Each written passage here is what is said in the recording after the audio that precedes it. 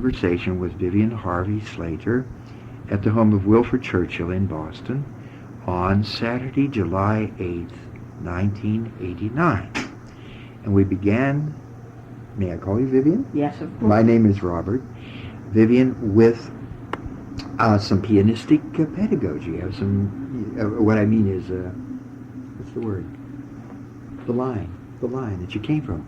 And you were talking. Line. Yeah, yes, that's right. You were dynasty in this case. You were talking about a wonderful German-trained, Lechetisky-trained person in Columbus, Ohio. Lily? No, it was in Warren, Ohio. Warren, Ohio. Less likely because it wasn't a university town. No, not at all. I grew up in Pittsburgh. Did you? So well, this was a small steel town on the Mahoning River. There you go. Where I grew up. And my mother had been a pianist. She was English, so was my father. They both came out from England. My mother came from Hull in Yorkshire. Again, an industrial surrounding. And my father was not musical, but very supportive. That's nice. Do you mind my asking, were there other children, siblings? Yes, I had a sister. I see. Who was not particularly musical. She was much more interested in theatrical. Sure. So it was nice. We each had our own area. And you could sort of support each other. Yes. And my first teacher was my mother when I was 3. Was she active as a teacher, or did she just do yes, theater? she had taught in England before she came out to Canada to get married, and was a member of the Royal Academy. And then she set up a private studio in Warren. Yes, it would have been. Yes. It was not London-based. That's right. It had some very interesting special features, Dennis Matthews. Oh, was he from there? Yeah, for a long time. Gordon Green went up there. Some very interesting people. Good. Well, she taught classes as well as privately. In English taught classes. Oh, they had it in England then? Yes. That's interesting. I didn't know that. I thought it was an American invention. Oh, no. It was quite European. Yes. And then when I was old enough to start, she discovered I had perfect pitch. And so she was very interested in that. And because my sister was practicing, I used to go after she'd finished and play all her pieces from ear by ear. Wonderful. But this was just, the very early beginning. And when I was 5, she sent me to Frances Matilda Luley. Marvelous German name, Luley. Yes. And her mother was a widow and kept a boarding house in Warren, Ohio, where I was living and where I was being brought up. And when she was out of high school, I think she went to the Dana Musical Institute in Warren. That was a very well-known music school there. And she studied very hard and was a good student. Never a performer, always with the idea of teaching. And she studied with Lechetisky in Vienna, went to his school. 1913. Must have been around the war time. That was just about the last year of his activity, I believe. Because he stopped for the war. He did. Well, this must have been just before then. She could have known Ethel Newcomb. Yes, she might have. Ethel Newcomb is up near where I come from. She was at what was that beautiful town in western New York? She had an estate up there. Yes. A villa or something. It'll come to us. Yes, it'll come to us. It's above Syracuse. It's near Oxford. Yeah. Near Oxford. I see. South of us, where we are now, near Hamilton. It must be beautiful country. It is lovely, upstate. I remember that Ethel Newcomb had musicals and. She had a big studio there. Portland? Not Portland. It was Whitford Point. Yeah. Wasn't that it? I remember Whitford now. Point. It's in her book. And yes, she used to have musicals, and I knew one of the women from Norwich who studied with her, and she thought she was just excellent. And this young woman seems very balanced. Her book, like she didn't take any of the hoodwinking No, that went on. You know, she was didn't. Yankee enough Yes. to balance. It's sort of the refreshing quality that Amy Faye had. Yes. The wrist, you see. Well, I think the Americans sort of assessed things. When I they think went they over air there. conditioned the whole business. Because earlier on you mentioned that your teacher had studied with one of the Fulbrighter, in this case Malvina Bray. Bray, yes. And she was one of many, wasn't she? Yes. Mm-hmm. There were several, well, I don't know how many there were, but I can think of 6 or 7. Miss Lully used to say that she, Malvina Bray, and then there was a Frau... Hula? Annette Hula? No. Levinskaya? I would recognize it, I think, if I heard it. Heidi somebody. Can't think, but I think it was mainly with Bray that she studied. Yeah, Bray wrote an adaptation of the so-called legislative method. Which, you know, he had a sign over the door that said, "I have no method," which I always thought was a lot of fun. And he always proudly signed the published works of the Fulbrighter. Yes. The teachers. Mm-hmm. So there were many methods. I have a picture of him with Frau Bray that came from Miss Lully. I have that picture in the garden, and it was taken when she was studying there, and it's inscribed to her. You must give a copy to the Legislative Society. Mm-hmm. Junior roving owners, they would love to publish that. They would? They had this bulletin that gets out to a lot of people. My goodness, I didn't know about that. Well, I do, in connection with the so-called method that probably percolated through your teacher to you, I do remember his saying, "I don't have a method, but if I did, it would be the changes of the shape of the chord in the hand." I remember that. Yes. He said before you even strike a chord, you must feel the shape of it in the air. That's interesting. In other words, these little lateral adjustments of the whole hand. Being able to see the inversion of the chord as it changes, you know, from one position to another, how you adjust your shape in the hand itself, which I teach to my students, you know. I think it's very important. Sure. And it's kind of ideation, and what I like about it is it's using the hand as a whole. Yes. And therefore, a lot of things would proceed from that in the technical realm, wouldn't it? Like arpeggios or scales, whatever. Yeah. Did your teachers sort of think in terms of handfuls, bumps? Well, it was also, a lot of it was note preparation and then placing the hand over the chord.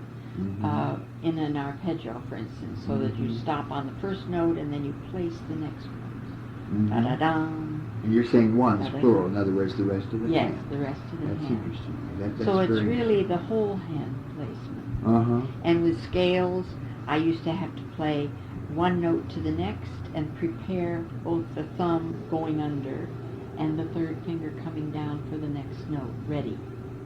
And then 1, 2, 3. Preparing the thumb ready to go under. You looked at my book there, prepare the thumb. Yeah. That's what your teacher was saying all the time. And that's Mrs. Cromer. Yeah. She was with O'Brien, who was with Gebhardt, who was with Leschetizky. Well, O'Brien was not with Gebhardt. She was only with Leschetizky. That's right, directly with Leschetizky. So it's the same line. Right, but this came also from Czerny, I'm sure, because he was a great one for the thumb. The thumb Before him, it was really Beethoven who showed Czerny the importance of the thumb, because before that everything was harpsichord fingering. And they were using middle fingers. And the thumb was 2, 3, 2, 3, 4, and crossing 4, over. 3, 2, and crossing over that way. I think Bach brought it in too, not to quibble, but generally speaking, Beethoven certainly. Because the harpsichord had a different system of fingering. CB. Yeah, and it was, from what I understand, it was Czerny who really first did all the codification of fingering patterns. You know, that 1, 3, 2, 4, 1, 3, 2, 4, 1, 3, 2, 4, things like that. And coming back, 5, 3, 4, 2, 5, 1. 5, 2, 3, 1, 5, 2, 3, 1. 5, 2, 3, 1. Or whatever. And that's so prevalent in Beethoven, that sort of wobble, that double note wobble. Now, in the light of your experience as a professor and teacher and player, would you add anything to that thumb preparation business? I mean, it's the chicken or the egg to me. In other words, does the hand carry the thumb, or does the thumb travel under the hand? Maybe we shouldn't put the question as a polar question, But in your experience, have you added anything to that? Is it a pure finger preparation, or is it the hand taking the thumb? Well, I think it's positioning. And Because you're as showing me you're going an up, arm you adjustment. see, there's an arm pull A that radial takes pull. place, a radial pull Uh-huh. that brings There's the the hand. thumb under, and then coming back, it's a fall over. And you're That's what showing I me an teach. arm roll-on, a Yeah. forearm Mhm. roll-on. I think you have that in your book, don't you? Oh, sure I do. Oh, yeah, I believe it. And I believe it to the point that Shlomo believed it. I mean, it was almost arm taking hand. Yeah, well, that's where the relaxation comes in Uh-huh, the hand. uh-huh. If you think only of fingers, you see, then you're divorcing yourself from the rest of your musculature.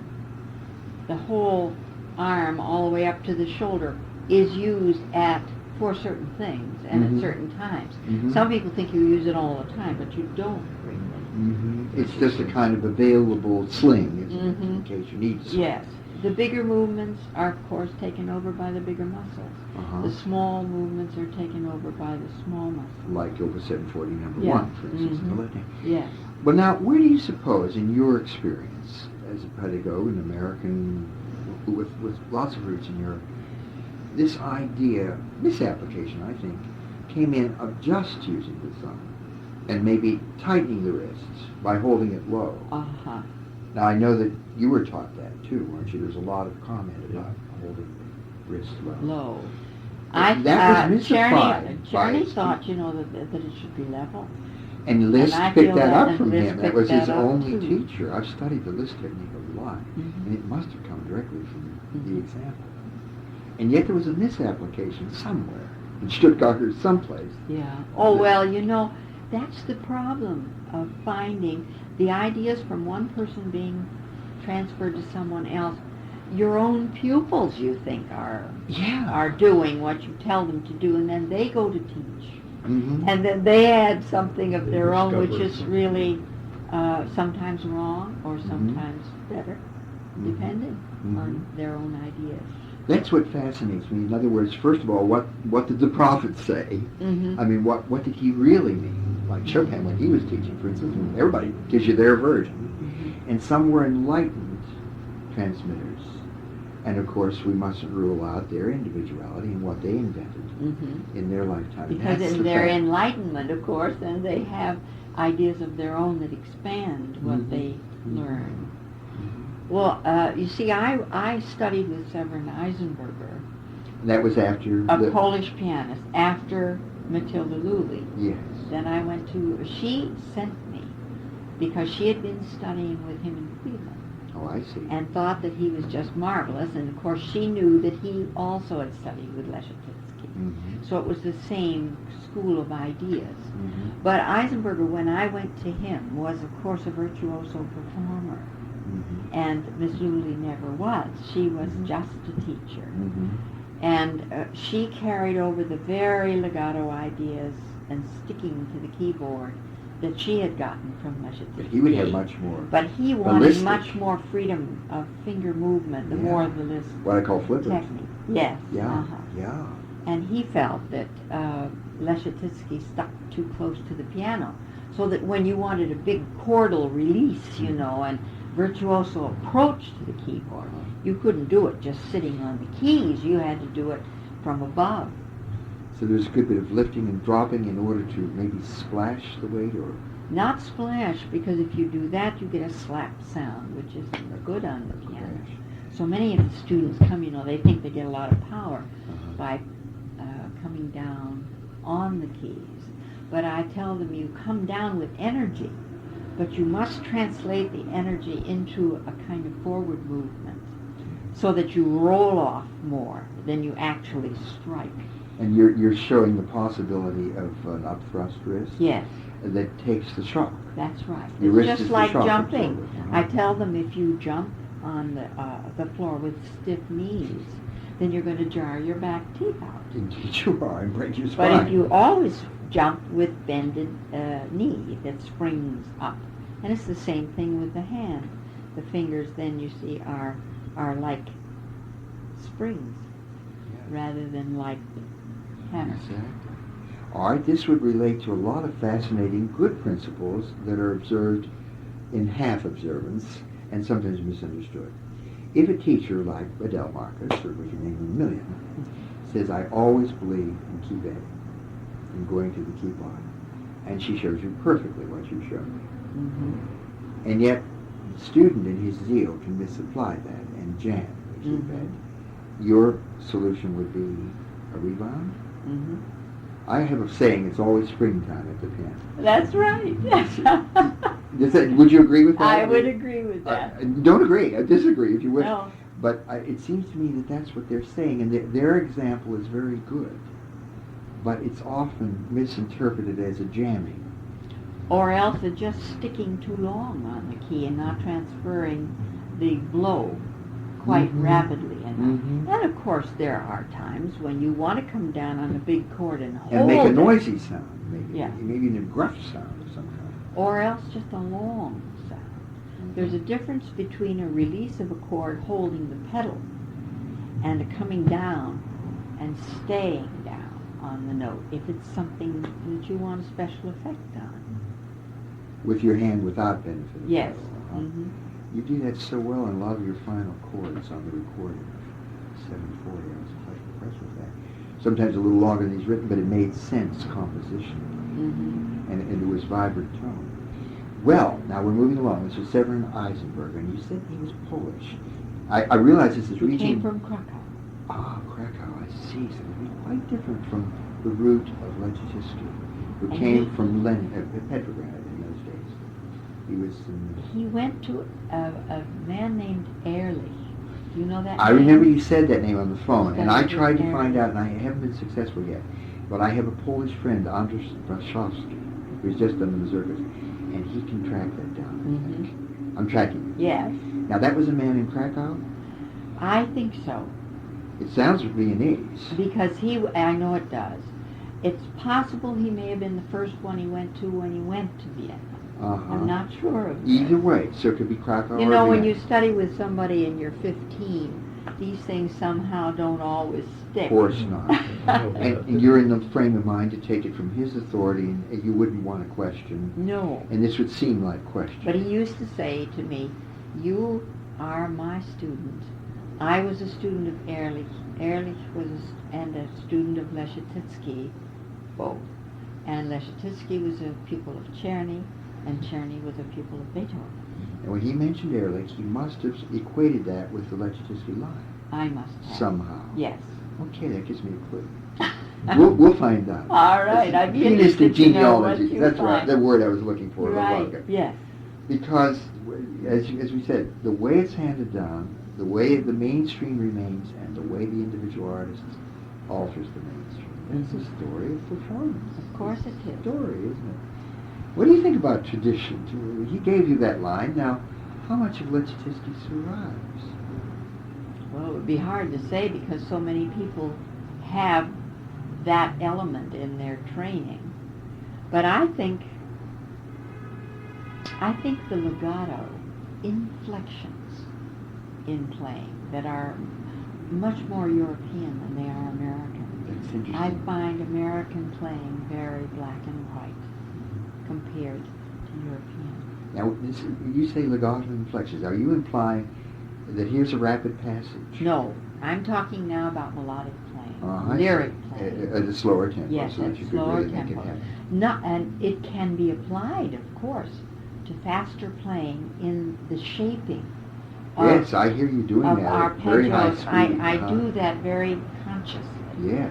Because otherwise, so many people think, this makes me laugh because of your book, which is so charming, Pumping Ivory, but a lot of people think that, even Reginald Garrick in his book Yeah. says that people say, oh, Czerny is just finger pumping. Is that what they say? Yeah, that's what they say. Well, of course, I have mixed feelings about that.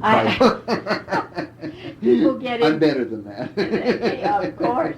People get in. Well, this has nothing to do with your theory. It is only just the word pumping, which is a joke for there you, it is, yeah. and a very witty title. But anyway, it could be a misapplication, yeah, couldn't it? Well, like anything else, it depends on a person's attitude to what they're thinking. Well, now you said it was more of a European thing, this legato skill, I remember wonderful legatissimos in Vladimir Department, Mm-hmm. whom I didn't know, but I knew his son, Lionel, who at 94 played me these. I said, I remember the legatissimos, the overlapping. Oh, it was like this. Mm-hmm. And he sat down and did the E-flat nocturne, and beautiful things at age 94. And there was considerable overlapping. Mm-hmm. But it was never messy. It was what I might call finger pedal. Yes. Mm-hmm. And they still indulge in that. That's what I call super legato to Yeah, my students. The overlap. Yes. You don't quite let go until the next one is down. Mm-hmm. And do you, Playing over the crack. depending, yeah, over the cracks, and depending where it is in the range, you could even dare to hold it further, like Beethoven's Fourth Concerto. It's soaring. Yes. You know? Oh, and because it's so important in a turnaround of a phrase to maybe at the very peak of the phrase to hold it just an instant longer so that you listen to the slight decay of the note before it comes down to the next note. Beautiful. This is what I tell my students. I said, you know, what you do is to play like a wave that's cresting, and at the top of the crest, there's always a moment before the water Right. starts to And if fall you were over. a surfer, you would just enjoy that. That Yes. you were high. That would And be. if you were a child on a playground swing, Yes, you you'd know be- what you'd it feels be in your daring stomach. that anti-gravity moment, you Mhm. know. And that's often rushed through. People don't Mhm. trust that moment. do You they? have that in your book. I try you to talk convey it. about I that. try to convey it. Mhm. It's the sailing, Mhm. whatever. And Schnabel, you might be interested to recall those, the contour notes, the notes before and the notes after. The ones that still continue the upward direction, and the one then where you could declare the downward direction. Mhm. That's always beyond the top. Yes. Always with that listening through, as you said, so that the decay would not lead you to accidentally play the next one too strong. There's a place in Sposalizio of Liszt, for instance, where the musical sentence comes to a full stop, and there's a pause, and it's a climax which is beginning to have a slur line over it, so you know that the last chord isn't quite as loud as the one, the peak note just before it. Mhm. And then you have to stop everything and start the next chord of the following section. And at that point, I always feel you've got to listen to where the note is falling so you'll know where to start the next section. Otherwise, if it's too loud, it doesn't seem to fit. Mhm. You mean the falling note, The second falling note. I believe the Viennese would often say nichts, aber nichts, on that one, the 2nd Mhm. note of a slur. Yeah. And then am I implying too, you say listen to, that you would let that have its way? Yes. In other words, maybe you would coast One coast a piano little might bit. do it a little more quickly than Uh-huh. another, depending on the tone Uh-huh. of it. Uh-huh. But I don't think that many students are taught to listen to that. And isn't that the moment of breathing, of finally expiring the breath Mhm. of the phrase, as Liszt might conceive it? Except that in this one, the pause is only holding you. It doesn't really let you all the way down. It's interesting. It's a suspended It's a animation. suspended isn't it? animation, It really isn't and a- then you have to catch the next one at the point you feel that animation has descended It's about to let down. Yeah. That's a subtle point, isn't it? Mhm. I call it a stretching of time, Mm-hmm. but it's not another pulse. No. It's not another pulse. It's just... Now, wouldn't that be related to the true meaning of rubato?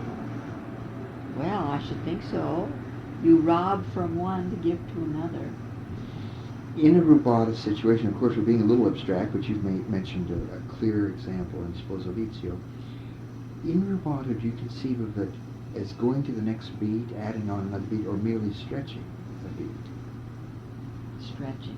like in the nocturne? Yes, Like that? I would call it stretching. I think that's a good conception.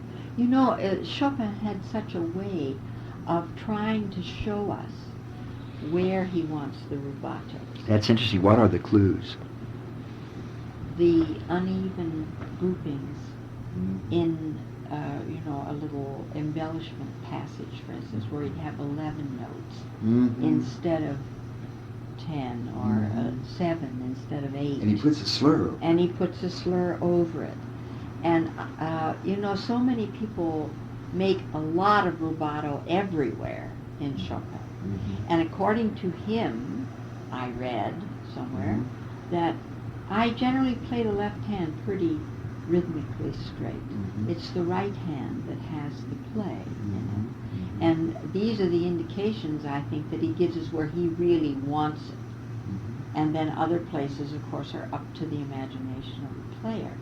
But if you do it too much, it's just like anything else that's repeated too often, it loses significance and loses beauty that way. Right, it's a unique. And I think that instance. too much is done rhythmically that way. People just go sort of wild, lengthening one note and shortening another. But I think it should be done with dynamic inflection and keep the I rhythm. can't separate the two in my much. mind. You know, Yeah. and going a little further, for instance, it's the B flat nocturne, or maybe it's the A minor Mazurka Opus 17, number 4. You know, it's rather fast. Mm-hmm. Well, this is not what you're talking about. Where's the rubato come? Is it at the beginning? You know, like warmer at the beginning and then lighter later? Well, If it occupies one beat? Or I think that you have to go into it and then come out of it. your gesture is showing down and up as a single sweep. Yeah. Mm-hmm. Uh-huh. And in that down there, your dynamic would come, wouldn't it? And then the lightning. Mm-hmm. It's a single hand gesture, isn't it? Right.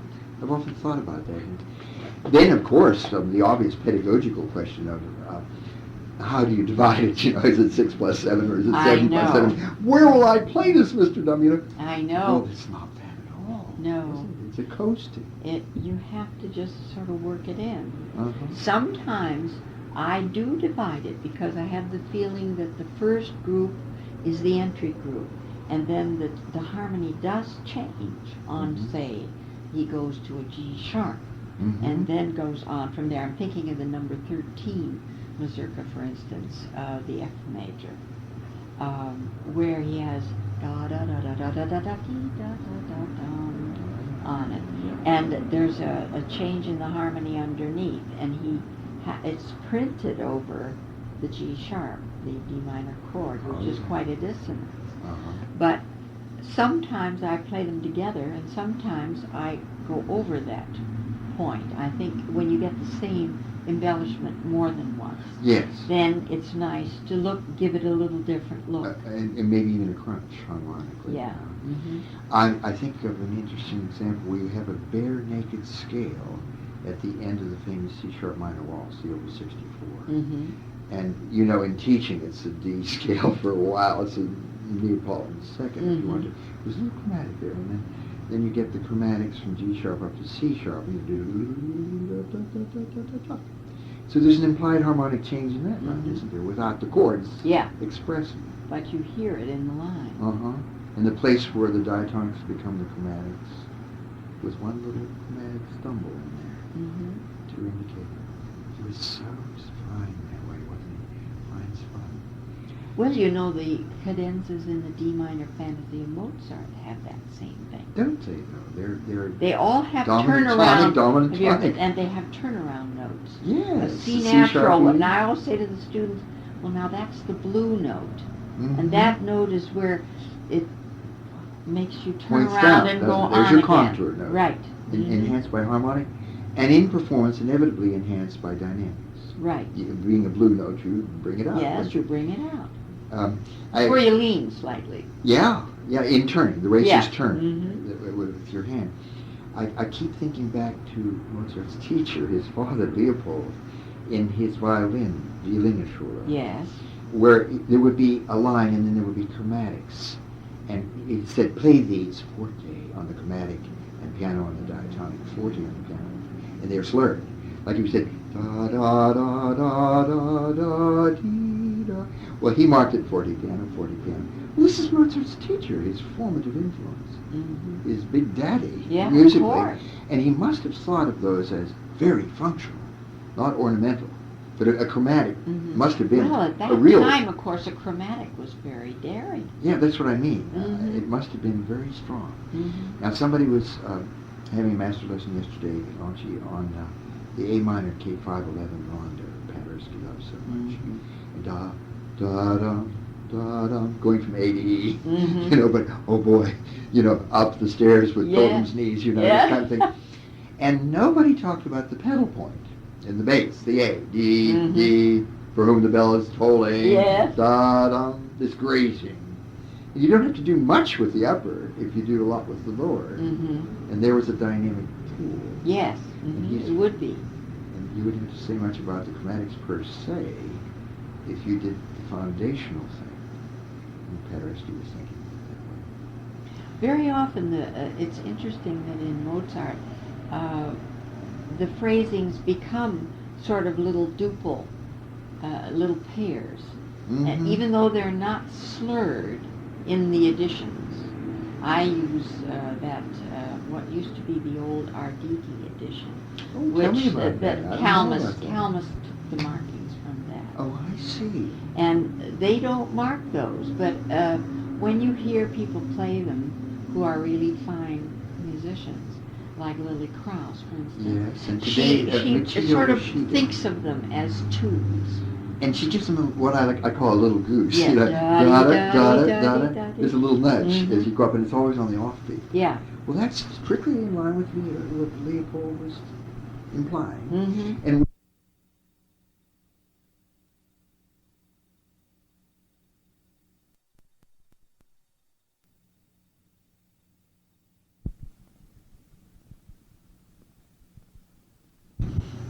it's almost like language, isn't it? Mm-hmm. It's like speaking.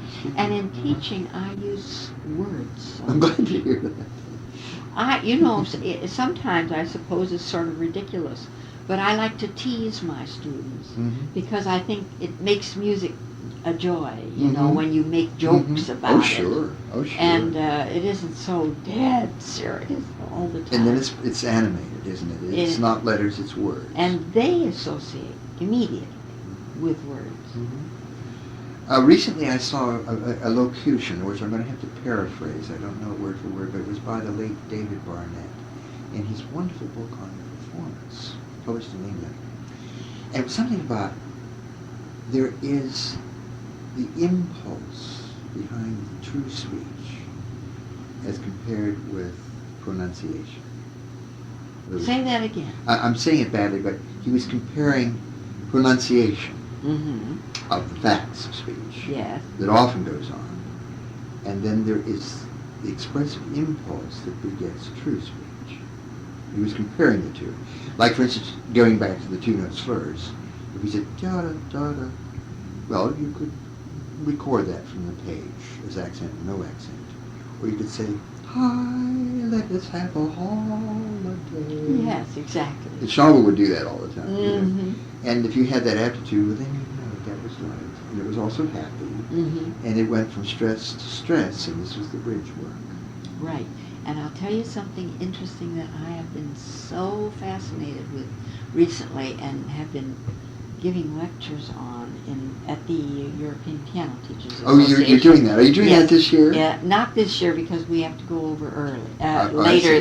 than the EPTA is I having did their one a festival. couple of years Did ago. you? Yeah, There's a nice group to perform for. Yes, they are, and they would be very receptive to what you have to say. I'm afraid I went a little fast for them and I jumped around too much. Oh. I'm not sure I connected, but anyway, you would connect very well. Well, I talked about this business of the feeling of breathing with your body as you know, the feeling of breathing with your body like a singer. Because I think this, of course, my teacher, Eisenberger, always used to say, listen to singers. Right. Because you'll learn more from them to get over this awful keyed sound on the piano. Right, the punch press effect. Yeah, right.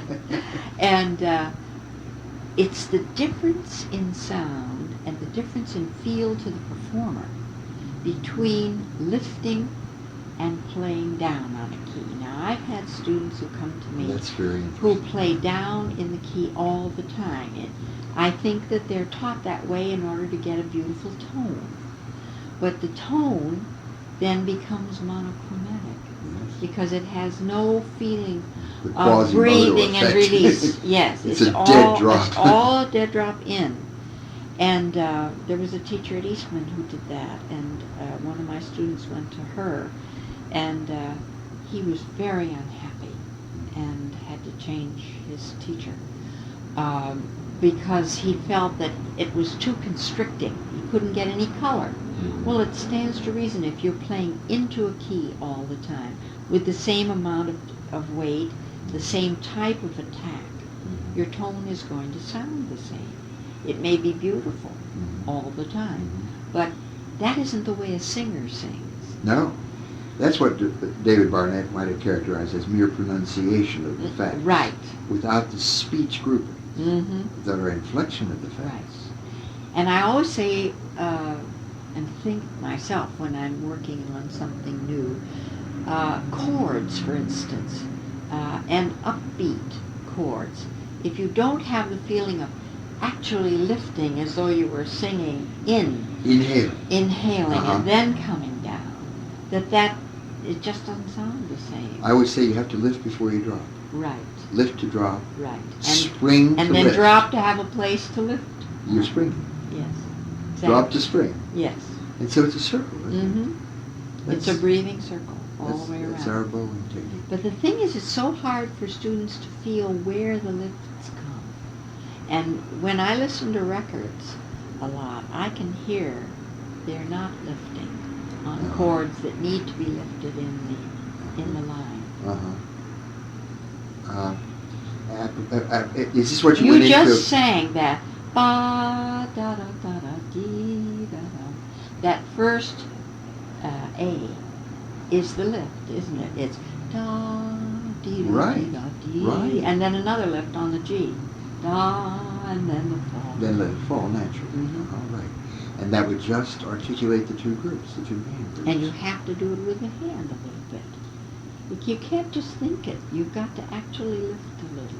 Yes, and you're lifting in contact, with tip contact, Yes. of course. But with contact, but it's because then the weight that comes down after that is a natural fall instead of trying to play da da da da down into each key. And then your notes are grouped, like speech. Exactly. The late Vera Schwartz was wonderful with that, both on the piano and the forte piano. She made it very Levendish, very vital, very alive. Well, that's how you get vitality in your sound, and how you get the student to feel that he is listening all the time for the line. Gives them much more of a sense of line. Because they're not always working, they feel coasting physically.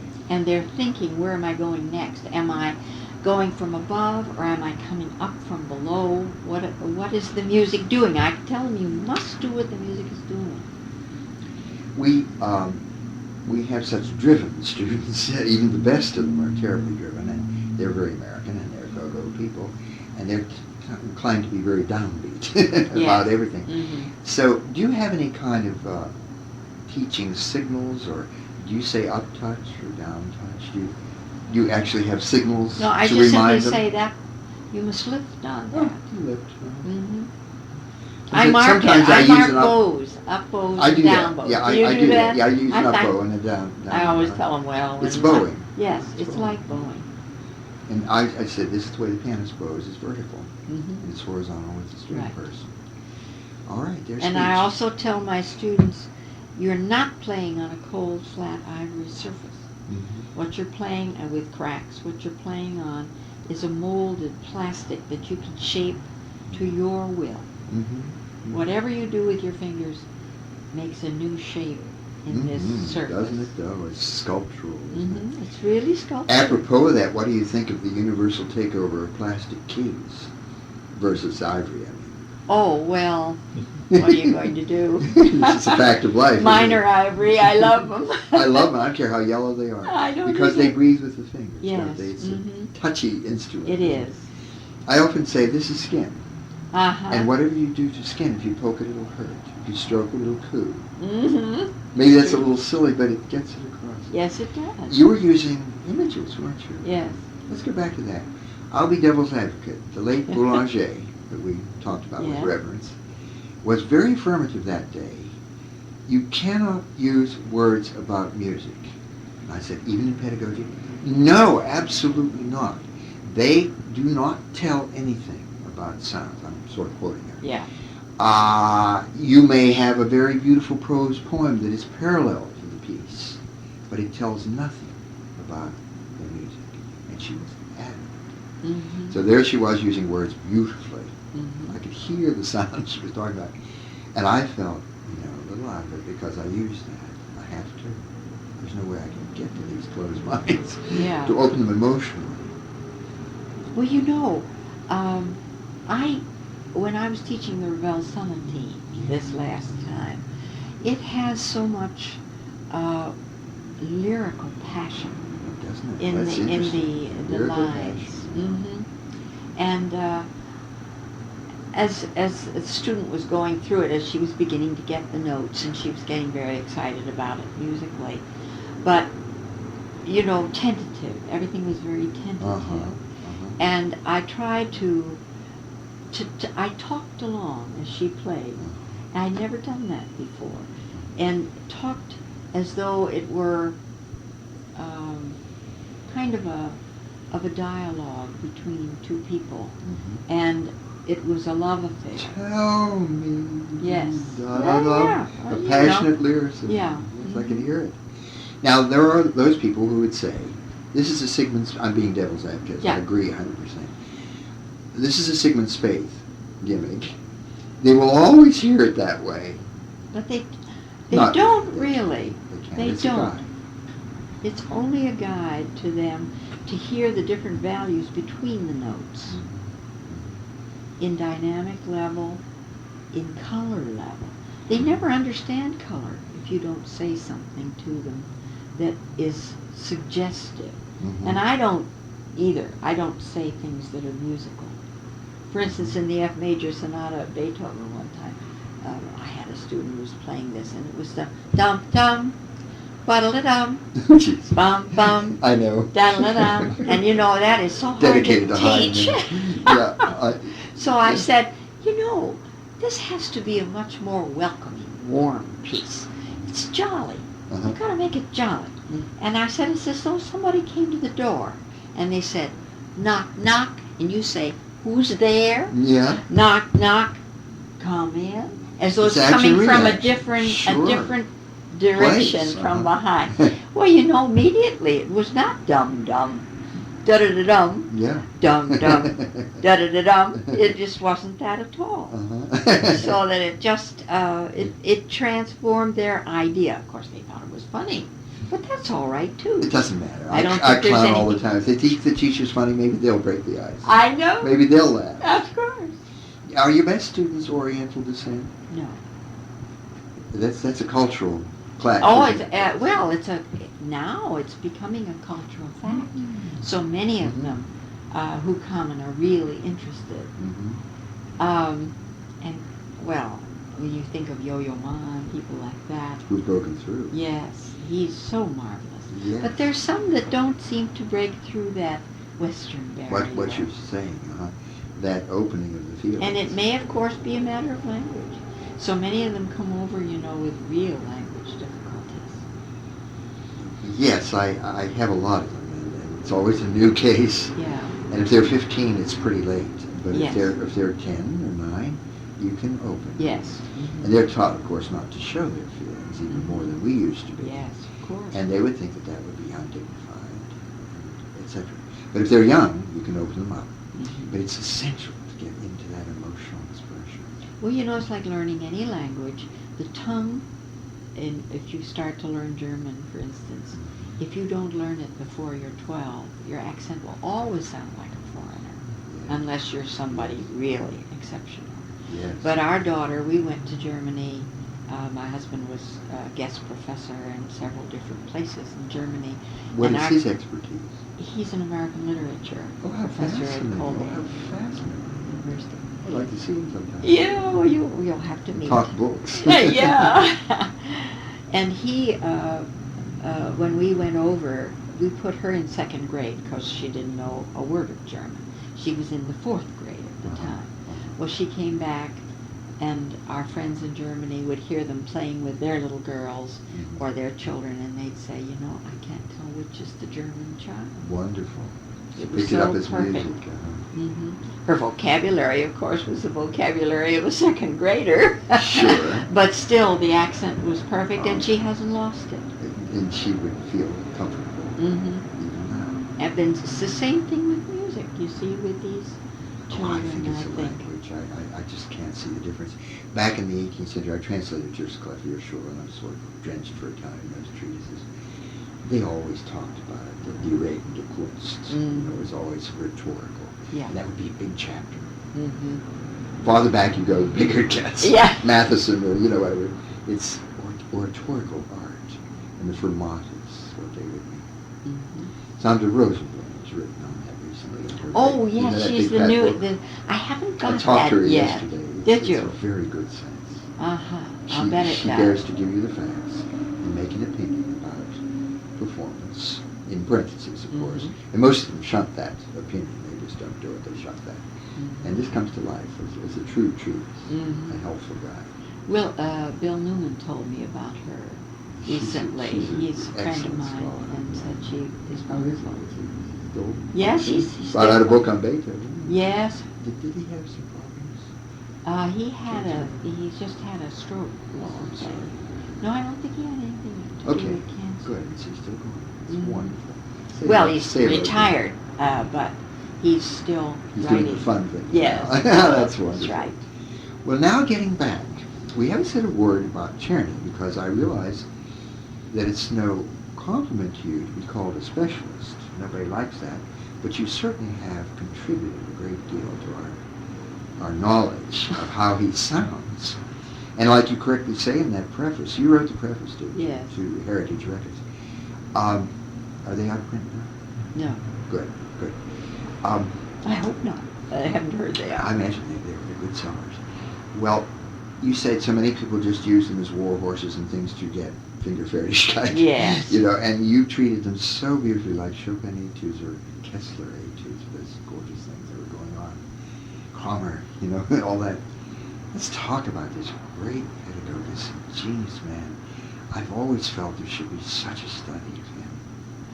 Well, And you certainly know as much as anybody about it. well, I don't know about that, but I do know that it really revolutionized my playing to do all this recording that I've done of the etudes. I did the first 25 when I was with Eisenberger, but I never got into the second. I see. You had to learn those for There's record. 2 books. I had to learn those for the records. Isn't that And something? so I took a year out to do that. They all had to be memorized. I couldn't play them with the music because they go too fast. Yes. And you just can't have a page turner who's going to be flipping and making noise. Yeah, They that's have to go. Right. And the other problem, of course, was that each one of them is repeated. I mean, they will have a section that's repeated. And you took the repeats. And that I was took very the good of you. repeats, and I with a did not difference. copy them. I Eine did them each. Veränderung. It was wonderful. It was variation. Yeah, I tried to make little differences in them so that They it were would be very apparent that they were. Well, now, let me tell you an observation that I've had about his pedagogical insight, his wisdom as a teacher as he went on. When he did 299, which is Glauberstein, it was just terribly hard. They Like you are said, hard. like in the high school. last 10 are just dreadful. I know. They're like they're as bad as any of the 740. Right. I think I worked as hard on those as I did on I any of bet the you others. did. And then he had other opuses, and then he had opus 500 with his great piano school.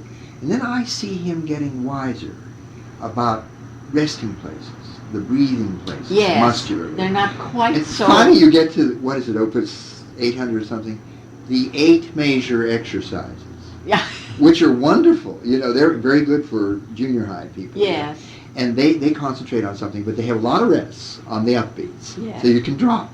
Mhm. Well, don't you think he was evolving a pedagogical wisdom? Well, it also might have been that the action of the piano was getting heavier. Oh, that's of course one of the factors, isn't it? He just had See, to the do it. Viennese piano was so light, and that's Right. why I'm convinced all the tempos are so fast. They could do it. They could could get do away it, with it. just like breathing. They had that wonderful word, pravda. Yes. You know German, of Yes. course. The Polente Anschlag, or the Polente effect. What is this? Sparkling? Yes. And it's light. It's Yeah. brilliant style. And that was possible on those dancing hammers. Like a Prahl Triller. Yes, a Paul Triller. That's their word. That's their... And then they talked about, Madame Boissier talking about Liszt's fingers dancing like fingers. That's that flipping effect. Uh-huh. And he could do it. Of course, he had such long fingers. I think he had much longer fingers than Czerny. I believe that might be true. And Czerny, you know, still had the more curved finger position, taken over from the 18th century harpsichord. And all of 299, except the last 10, are based on that 18th century positioning, the compact hand, Yeah. and the feeling of the five-finger positioning, Uh-huh. and then moving, you know, that sort of thing. As a kind of arm. But the last 10, of course, already begin stretching to a tenth. Right. And by that lovely A flat one. Opus 636 and others, and then yours, Opus 740, Art of Dexterity. There's the Virtuoso, which is horrid. Yeah, that's in the 600s, isn't it? That's very hard. And yet that has a lot of opening and more opening than shutting. Yes. But now it's open and shut by Opus 740. I see this evolution of wisdom in what you do with the hand. You alternate. Well, you know, he kept abreast of what was going on. Did he ever? And he played everything new that came out. And although he didn't perform, but I'm sure I wouldn't sell him short. I bet he could have picked up a lot of it, all those galops and things. Oh, yes. If he needed to, I bet If he needed to, yeah. he could have. But he didn't like to perform. I imagine he was a shy person. He always said that it made him seem too much, what did he say? That there was too much of the virtuoso, and it made him show up more, you know. It was a show-off. As a personality. More of a show-off. And he didn't like He that. wouldn't be that kind of person. No. He was very I retiring. think of him like Schubert. Yes, maybe. Even the way he yes. looked. You know. Yes, he was. And he wasn't an ogre. He was very kind. Oh, he was, I guess he was very kind, Firm. but insistent. And I bet he didn't let him get away with anything. Probably not. But in a kindly way. A gentle persistence. Yes. The firm hand in the velvet glove. Right. Which is the only way. Yes. Well, that's the only way he got Liszt to do anything. Because when Liszt came, he was an absolute terror. I know. He must have been just all out of whack. Yeah. Well, he's been allowed to do whatever he wanted to, and he had this tremendous flair, I'm sure, from the time he was and he little. knew it brought applause, and so did his daddy. Uh-huh. Well, now let's pinpoint that, because I'm sure you know in the Erinnerungen, there's a lot of biographical book that Czerny wrote. He dialogues the course that Liszt took in the 18 months. And then they'd have 3 lessons a week, and Daddy would walk across town. Oh, this is very touching. And then finally he found quarters for the father nearby. And he didn't charge a thing. I mean, he wasn't a money grubber. Not at all. He was Well, accused. Beethoven hadn't charged him. That's right. And it was the same age, 30. Beethoven was 30. Isn't it Czerny fascinating? was 30. There was a parallel. And Czerny And he never was had a son, 10. so he loved his child. Right. And he said his parents were alive, and they'd give him dinner when he didn't have a square meal. And they just loved listening to that lesson. And he'd go every Sunday and listen to Czerny playing the latest Beethoven Schlager. Schlager? Schlag, you know, the popular piece of the popular composition that he just finished. He would always play the new sonatas as they came out. That's right. And he even when and he his Sunday manuscript, musicals. Is that right? So he'd hear the pastoral. And Beethoven would sit in the back. Oh, really? Oh, that's interesting. Just tell me more. That's fascinating to paint the picture, because I've always sort of I used to teach 52 hours. And tried not to make it a factory. And that's how he did it, I think, is by creating. By evolving something new for each person. Yeah. All those desks. That wasn't mass production. It was no. just codification of a perpetual production. And then every week you'd come and you were having such problems with the Opus 81A, and there was an etude that had that combination in that everybody had double notes that everybody hates. So. And there it was to work it out in pure form. Now, let me think. He said then, I only wish his father Adam had allowed him to stay for the end of the course, the 4th year. He gave him the 3-year course in 18 months. That means 6 months. Everything was a year compressed into half a year. But he never stayed for the 4th year. That would be the legato school, the school of legato. You know, in the Opus 500, the way he worked it out. He never had the school of legato. Now, he didn't criticize. That's all he said. Later on, in 1851, Liszt talks to Bülow and Glenworth and Roth, the boys. The boys? There were just about 5 of them. And he used to talk sharp. He was younger then. And he said, "Don't imitate me." And he spoke to William Mason. And he said, "You don't have the personality for it." And he didn't mean that as a put down. That was a fact. And he says, "I don't have a true legato. I never got a true legato." That's interesting. Isn't that In the view of what Czerny said. Now there must have been, and pedagogically, that's right, isn't it? The modern people say, Louise Robine and Company, drop. Yeah. Spring. Do that first with the little children. Do one first. So they think of one note at a time. Or a cluster. That's good pedagogy. And you do a lot of crosshand. This is my book, instead of scales. We don't do scales. We don't do legato first. We do all the things that you do before scales. But you do scales later. Oh yes, of course I wouldn't throw them out at all. This is pre-scales. And I'm not happy with the title because the titles are misleading, but my next book must be scales. Tone lighter. Yeah. And that's what I'm working on now. Because you know you can't even play Of course. a Bach fugue. Where would you be? You know, you go up on the melodic the wrong way and you come back on it the wrong way in Bach. And if you don't know what the scale is, you have no idea what it is. You really don't know the musical stuff, do you? The stuff is made. But anyway, here he got all this which is quite modern. It's up and down. It's dropping, isn't it? And he didn't feel he had got the drop spill. The drop spill, which is probably the way Czerny would have taught it. If I recall, it was 2 note slurs. Yeah. And then when Liszt did technique. But you know, when he did his own exercises, when he was out of shape, he did that one that was all duple slur, coupled You're slurs. speaking Liszt now. Liszt. Yes. Da da da da da da And da, you're going and then 1, 2, 1, 2 2, 3 1. 2 3 2 3 That's what he 2 did, 3 4 3 4 3 4. But of course, there was no really long line. But it was the link, what I call the legato link. If you got 2 notes, 2 together are enough. You know what I mean? Yeah. That's the essence of legato in the piano, don't you think? And then out of 2 could come 3, Yeah. a little spurt, and out of 3 could come 4. But it's one drop impulse. Yes, and then you don't come up again until you finish. Right. You're showing that gesture again. Well, that's what I believe was Czerny's approach. And he felt very inadequate as a pedagogue that he never gave that to us. He didn't want to. And William Mason took it home and made a great course out of it here in Boston and New York in the 90s. And it was called Tone Production. And the basis of his course was 2 note slurs with different difference. Well, that came from Liszt. It had to. Of course, it had to. And the Tausics came from Liszt. And then we have Liszt exercises, which came out after Liszt died, Fingerberger. And I think Liszt rooted about it. I think he felt that as an inadequacy. And yet, you know, his own compositions are full of long, lined, embellishing passages. And he must have heard that, must have been able to execute them some, maybe in his own way. But, oh no, it's not that Liszt himself didn't find a way to play legato. Let me try this. Let me put this out for your reaction.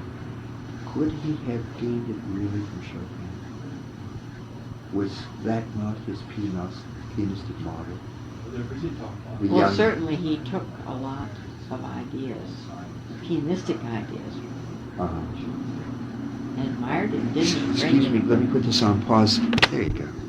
Well, we were talking about Liszt's legato. And you were mentioning supposedly you teach a lot of Liszt. I take Yes. it to the ones that can do it. Yes, to the ones that can do it. And the transcendental etudes. Yes. Well, he undoubtedly mastered a wonderful legato and constellations, whatever. People were rapt with it. Oh, yes. And it must have come from different sources, undoubtedly opera. And of course, a whole conception of his wonderful figuration. You can't play Liszt figuration without being entirely in control of dynamic and lyric line. Mhm. And that to me is legato.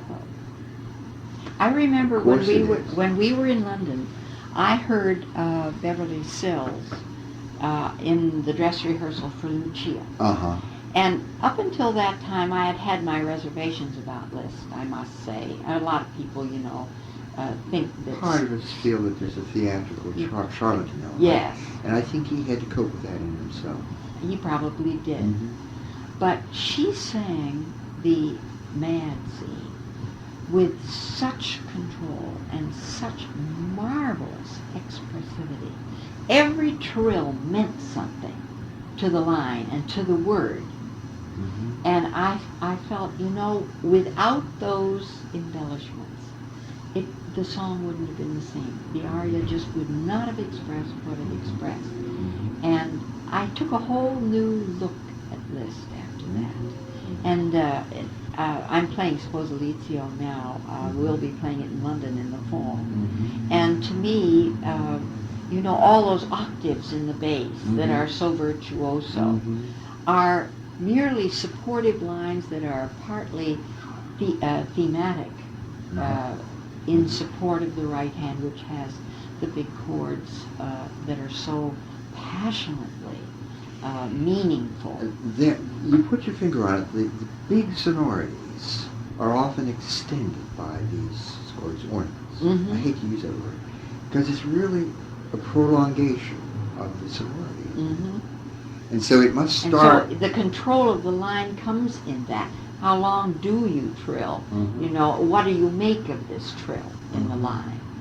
Now I can see that your concept of a lyrical trill would be to start it richly and perhaps slower, and then let it Yes, spin. and let it spin. And it would spin as fast and light as it wants to Mhm. later. But I think that's what they meant. A trill in a way is a sort of final word, isn't it, in a phrase? I think it was Brendel who said this. He talked about foreshortening. Of how a Yes. pattern, goes for 4 bars. Uh-huh. And then in Beethoven he was using as an example.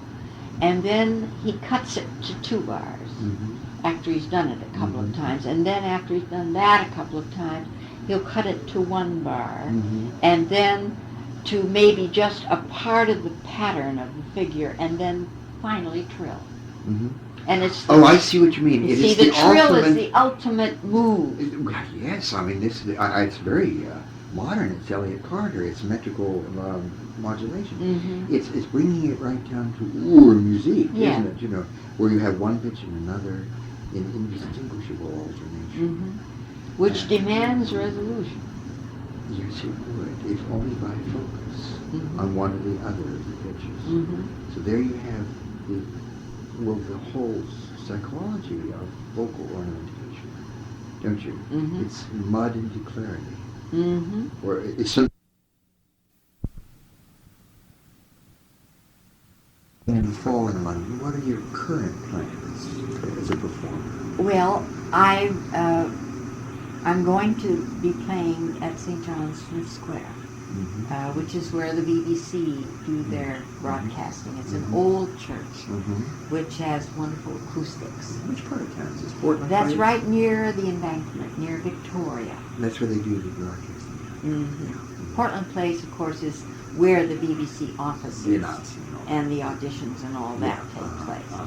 But this is where they broadcast because, of course, they have this big hall, and it's the quite sound is resonant. good. What piano will you be using? I'll be using, I think, a Steinway. If they have the same, it was a new house piano that I played on 2 years ago. New house. A new house. A new house piano. I see, and Yes. it was a Steinway. It was a I Steinway. see, They had uh-huh. just bought it. I have played there before, and I rented a Bösendorfer. Uh-huh. But that was because the house piano was not so good. But now with the new instrument, it's very nice. So I'll be using that.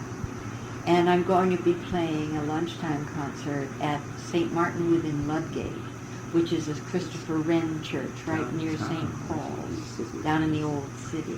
Yes, is that pre-fire? No, Christopher Wren wouldn't be. Post-fire. Yeah. They are restoring the whole church now, I And understand. going to use it for concerts. And yes, as well as, I don't know, I don't think it's been de-churched, I think they use it for I think they still services function too. as parish churches, even though they're small. So many of the British do that, you know. They have lunchtime concerts in the churches. Mhm. It brings people in, for one thing, and it uses the church. I think it's a wonderful Gives them a idea. moment of cool sanity Mm-hmm. in the strife of the day. Yes, right. I adore that. I do too. Very nice. I wanted to Boston play in has St. Martin's in the Fields. I've done that before. But they now seem to be reserving that for more students who are just beginning a career, and they think it's a good place for them. where all the tourists Play. from Trafalgar can play. Yes. Mm-hmm. Now, will you play a whole program? Yes, I will. I'm does going to it be doing the include? Beethoven 110 Uh-huh. sonata, Uh-huh. and I'll be doing the Liszt Sposalizio. Czerny, I'll be doing the variations on La Sonnambula, Oh, how wonderful. which is a delightful piece, and also variations on the Last Rose of Summer, which I found in London 3 or 4 years By ago. Czerny. By Czerny. The And odes those that are keep just popping up, grand. you know. Yes. Just You amazing. do a lot of Richter dance, didn't it? I haven't done that because that has been done so beautifully by Horowitz. Who Right. could play it after Horowitz? Yes, that's true. But I do, those are the ones that I have done principally lately. Mhm. And then I play the Rondo Brillante with the orchestra, Opus 233, that is. This is Czerny. Czerny. Wonderful. With the orchestra there? With the orchestra, no, I have played it in Syracuse with the Camerata Uh-huh. there. That's a chamber orchestra, and I played it at Colgate with our own concert Do orchestra. you anticipate more recordings? I have a few out, and I'm hoping that they'll be picked up. I've done the Czerny Sonata Number 10 in B minor, and that was done by Spectrum. That's That was interesting. And it's just cassette that's a and CD. big one. Yes. Oh, I'll have to run out and get that. A big sonata. Mhm. I have I'm just amazed that he's as much of a composer as he is. I know, and This you is know, it's hard to just find really a revelation. things. But Boston, here, you've got a lot in your public library. Of your recordings. No, Or of the- Czerny pieces. Well, now, and you're turning up these things, like you said, the thing in London on the Last Rose of Summer. What did you say, jumble shops? I mean, you go to secondhand No, shops? this I went to the Westminster Library Uh-huh. in London, Uh-huh. and they had the score there. There's quite a nice collection I there. see. And so you'll be looking wherever you go. Yes. You turn up. 'cause And you- I found a lot at the Albertina when I was in Vienna, and I've been using that. And he would publish simultaneously in many countries. Yes. He was very much a hit, wasn't Carlo Czerny and Charles Czerny. Oh, yes, all these and different things. Charles Czerny. Carlos Czerny. Yes, Carlos. he? And they can't do much with the last name. I know. No. I see. You know that? Do you know that Czerny means black? Does it really? Yes, I In learned Hungarian? that from Eisenberger. It's a Czech He had to work on name. So he's Mr. that. Black. I have to work on my name. Mr. Black. It's just a name to be put down, overcome. Oh, well, you don't have to worry about and that. Naj means light. Does it In mean? Hungarian. Uh-huh. Belanaj, or Nagy. Yes, and That would be light. The Light. opposite. Mhm. Well, interesting. Why, but it's Mr. Black. Names for psychologists. Now, picking up psychology, you mentioned you used words in describing it, like the sonatine. I'm going back to something you said. When you find Liszt and Berlioz and Chopin, in the rare moments that they would discuss their works, or a student would write down the Mhm. lesson, they didn't talk in terms of what we would call theoretical analysis. Certainly thought in those terms, but that to them was beneath consideration. They were always talking on the plane of what I would call psychodrama.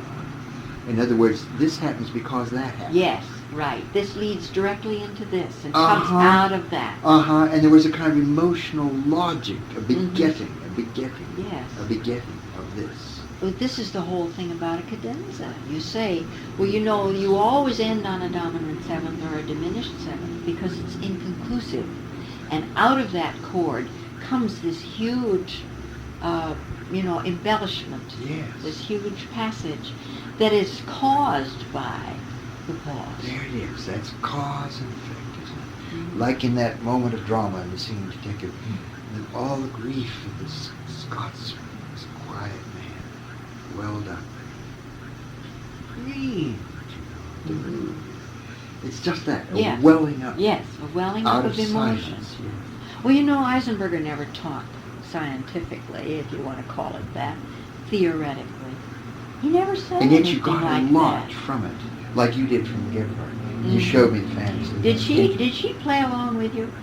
Occasionally, yes. He used to play at the top of the piano, and you know, I must confess, I do too. I find that it sets And the I do musical too. imagination And moving. I think it's a little disturbing to the students. I do it too. Quite often And, he'd play with his hand on my shoulder as I was playing and do motions and feelings. Yes, The to see places- what you were doing Yeah. up here. You mean the places to let go Yeah. and the Mhm. places to, like you were saying, lift and drop? Yes.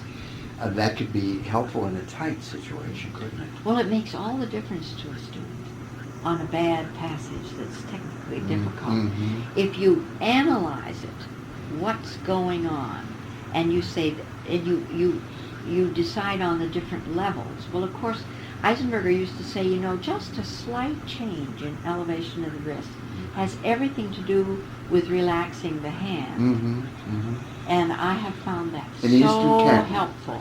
Or if you had to have something like the Liszt Erlkönig Yes. of Schubert. Moving It's back and forth. Then you move back and forth on the Yes. octaves to keep it going. Sidney Harrison used to say that. I was going to say that. You know him. Yes. I And know he him. would also say, oh, I loved him. I just knew him Yes, so he's well. a great man. He would say, he'd go up behind the student. He said, I very seldom touched them. He said, but sometimes, remember how funny he was? Yeah. He said, I would place my heel of my hand Mhm. and do this Mhm. at the down things in late Yes. Beethoven or whatever, Mhm. at the down places. Yes. Right up here where it comes, Mhm. to let go. This is the Mhm. shove, the sending Yes. of the weight. And I think that's very useful. Well, I Very also, selective sending. have you ever asked a student where a chord sits Oh, how interesting. Where a chord sits. in your body? Oh, well, I imagine it sits in the balls of your feet and your seat. And Yes. the Alexander takes right the on seat. up. It's the seat It's the that is seat. important. You have to sit on the Literally. chord and push it forward. You're well set. And I even make a sound to them so that they'll, you know, that sound. That's your diaphragmatic They know sound, it's yeah. diaphragmatic right Uh-huh. through to the back. Uh-huh. Goes right to the back, Uh-huh. and that's where you push. Like a great singer. So many of them, Singer. you know, push only from the shoulders. Oh, yeah. And of course, that impact is just curtains for And that's the a pianist. shout. That's a dismember. That's why we have so many people at Mass General. You know, they all push. And about to and go they- to Mass General. Yeah. Yeah, Because right. they don't realize that it's that impact that must be immediately relaxed in order not to cause damage. Mm-hmm. The Shava would say, it's the cat nap. Mhm. Take a cat nap as you play. Yeah. A cat nap. And like, Not up here, though. no, it has to be physical. It has to be Has physical. to be physical. Yeah, and it can be instantaneous. That's the point, because it's neurological. Mhm. It's a matter of nerves. Of course, and that means split-second timing Uh-huh. for the hand to feel. And this is what Horowitz says, you know, I can pedal a 30-second note. And that's it. Uh-huh. You know, just momentarily that feeling of a reaction that's so fast and the body that reacts so quickly and then immediately lets go. That's what athletes have, what great Mhm. ballet dancers have. Absolutely. I call it the thought is the deed. Yeah, that's very The good. thought is the deed. Mm-hmm. And I also call it mind into matter, Mm-hmm. not over matter. No, But it is like a lightning bolt. To me, it's electrifying. it is. And that seems to be what he's talking about. Harvest has it sprayed. Oh, yes. And this is why he can do anything he wants physically, because it's electrical channels. And why he can be so slight, because he's not a big man. And you see Lazar Berman and people of his size and Gieseking, Axe. the old days, Emmanuel Axe. He's Emmanuel 5 by Axe, 5. who is a big 5 by bear 5. of a fellow, just Yeah. like Berman, and yet he can be as delicate when he wants to be. And that's Mieczysław Rynch, which is Polish, which is Yes, Artur and he's Rubinstein. so tiny, Uh-huh. but he has lots of power. And lots of rolling. Mm-hmm. He said, I used to think it was this, and now I do this. Mm-hmm. I do a lot of that. All right, well, that would be ballast for the weight in balance. Mhm. And then you can get the finest effects because of the balance. Mm-hmm. Yes, it's like a lever Mm-hmm. going back and forth on an axis. Mm-hmm. And that's how you shift your weight back and forth. An arm and a sling or a pitcher of water, and you pour it this much on the spill. And back it comes. Just a little bit in closing. How do you deduce Harvey's way? I take it you've studied and admired his playing, as we all have, and been bouleversé by his playing Oh, in the old yes. days, and now it's a little bit ragged, but it's still wonderful to see the mechanism, because it's probably a brain thing. Oh, I'm sure. Everything has to be thought before you can do it. You can't leave things to chance. You know, that's another thing that I think of in training youngsters. So many teachers don't want to take students that don't come to them full-blown technically because they don't want to bother with the basics. Well, very often they come to them full-blown technically but have not been trained. It's natural. It's just like somebody who is born to play. Well, that's fine until they're 30. And then the muscles themselves begin to age. And they don't realize what they've been doing with their natural gift. They don't know how they do anything. That's why they can't teach. And that's why they can't regenerate the aging muscles. And that's it. And then they think, well, I've done it. I know how to do it. I can do it again. And then they start doing all kinds of unnatural things in order to get it. It's like singers. Which names some very Singers big do names that. And that's where they end up as, Right. And as dancers- cases dancers that too. need care. If they don't have this mind into matter, how they know, project. And that's what the Russian school did, Ah, from the wow. ground up. Absolutely. Absolutely. That's psychology Yeah. of intention. And also the muscular training, which was from the very beginning, everybody knew what muscle he was using. And you know, every etude that Czerny wrote Yes. has to do with the different combinations of muscles and the training of the palm muscle for all these scale passages What I call and the the ski passing muscles. under the thumb that he just That's was so after interesting. all the time. And also, if I may say, the rotation of the thumb. This way and that Yes, way. Which I right. think is so important. It's very Both ways. important. And the preparation of it so that it's ready. He put his finger on all the modern needs. didn't he? He was such a, well, he was just a contemporary man. I see Chopin using models that I didn't realize. He was certainly aware of them. Oh, I'm sure he was, although he didn't like Czerny very much. He went to him to play four hands the first time he came to Vienna, and he went to see him. And afterwards he told a friend, he said, well, I think he's too brilliant a player. Too brilliant a player. Too brilliant. Well, it wasn't easy to please Chopin. he He thought he was a bit didn't of have a enough clam. soul. He didn't think he had enough soul, I think. I That was see. probably what it was.